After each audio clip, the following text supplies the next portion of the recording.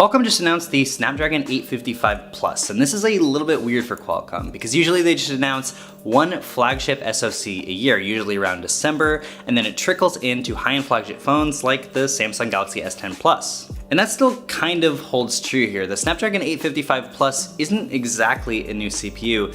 In fact, it's using pretty much the same hardware. The only differences here are that it's overclocked versus the standard variant Snapdragon 855. So like I said, the hardware is the same. It's still using the Cryo 485 CPU, but it's actually overclocked to 2.96 GHz instead of 2.84 GHz like we saw on the regular Snapdragon 855.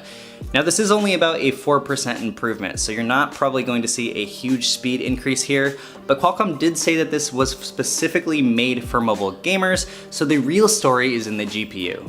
Now Qualcomm's not giving us exact numbers, but they did tell us that the Adreno 640 GPU is 15% faster than it was in the Snapdragon 855. And that's a pretty big gap. I really do want to test this out once I actually get a device that is using this chip so we can verify whether or not that's true. Now an interesting thing to note here is that popular mobile games like PUBG Mobile or Fortnite Mobile are actually capped at 30 to 60 FPS. A few of those games are capped at 30 FPS unless you have special phones like a Galaxy Note 9 or an iPhone. So it's really going to take more advantage of the games that allow for higher frame rates. For example, the OnePlus 7 Pro has a 90 Hz display. So say that there was a OnePlus 7T Pro that used this special Snapdragon 855 Plus SoC. If games are actually able to take advantage of those higher frame rates, it would be really nice to be able to play a game at 90 FPS, and that 15% boost on the GPU is probably actually going to help you there.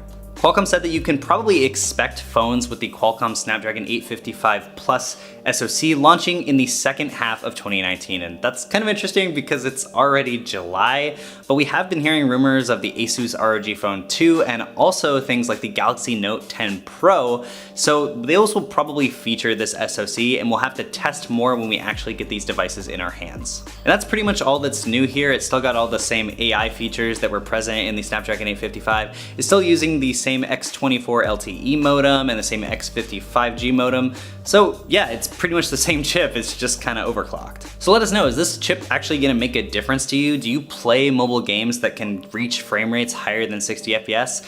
Let us know in the comment section below. We've also got an article over on Android Authority with a little bit more detail about this chip, and I'm sure we're going to go really hardcore into testing and deep dives as soon as we get units in for review. So I'll catch you in the next video.